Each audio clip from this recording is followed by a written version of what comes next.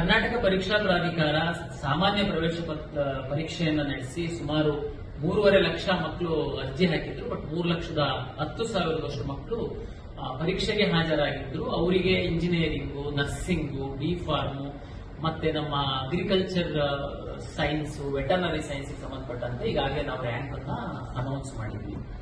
ನಾವು ಮೆಡಿಕಲ್ ಮತ್ತೆ ಡೆಂಟಲ್ಗೆ ಸಂಬಂಧಪಟ್ಟಂತೆ ನ್ಯಾಷನಲ್ ಮೆಡಿಕಲ್ ಕಮಿಷನ್ ಇಂದ ನಮಗೆ ಡೈರೆಕ್ಷನ್ ಬಂದ ಮೇಲೆ ಒಟ್ಟಿಗೆನೆ ನಾವು ಈ ಕೌನ್ಸಿಲಿಂಗ್ ಪ್ರಕ್ರಿಯೆಯನ್ನು ಶುರು ಮಾಡಬೇಕು, ಕಂಬೈನ್ಡ್ ಸೀನಿಯಾರಿಟಿ ಸೀಟ್ ಅಲಾಟ್ಮೆಂಟ್ ಮಾಡಬೇಕು ಅನ್ನುವಂಥದ್ದು ನಮ್ಮ ಉದ್ದೇಶ. ಎನ್ಎಂಸಿ ಇಂದ ಮೆಡಿಕಲ್ ಮತ್ತೆ ಡೆಂಟಲ್ ಕೌನ್ಸಿಲಿಂಗಿಗೆ ದಿನಾಂಕ ನಿಗದಿಪಡಿಸಿ ಕೊಡ್ತಾರೆ ಅನ್ನುವಂತಹ ಒಂದು ಭರವಸೆ ಇದೆ ನಮಗೆ.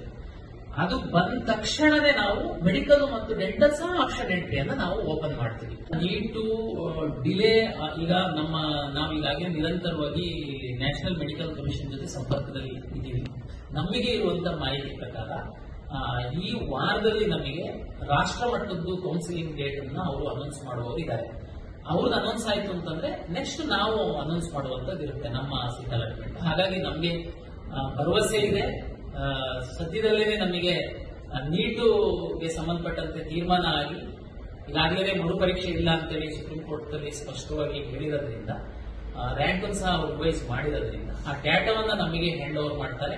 2 ಪರೀಕ್ಷೆ ಬರೆದಂತ ಡೇಟಾವನ್ನ ನಮಗೆ PU ಪರೀಕ್ಷಾ ಮಂಡಳಿಯವರು ಕೊಟ್ಟಿದ್ದಾರೆ. ಅದರಂತೆ ನಾವು ರ್ಯಾಂಕ್ ಸಹ ಅಲಾಟ್ ಮಾಡಿದ್ದೀವಿ. ಮತ್ತೆ ಜೊತೆಗೆ 2 ಪರೀಕ್ಷೆ ಬರೆದು ನಾವೇನ್ ರ್ಯಾಂಕ್ ಅಲಾಟ್ ಮಾಡಿದೀವಿ ಅಷ್ಟು ಮಕ್ಕಳದು ದಾಖಲೆಗಳನ್ನ ಪರಿಶೀಲನೆ ಮಾಡಿ ವೆರಿಫಿಕೇಶನ್ ಸ್ಲಿಪ್ ಬಿಟ್ಟು ಆಪ್ಷನ್ ಎಂಟ್ರಿಗೆ ಬಿಟ್ಟಿದ್ದೀವಿ.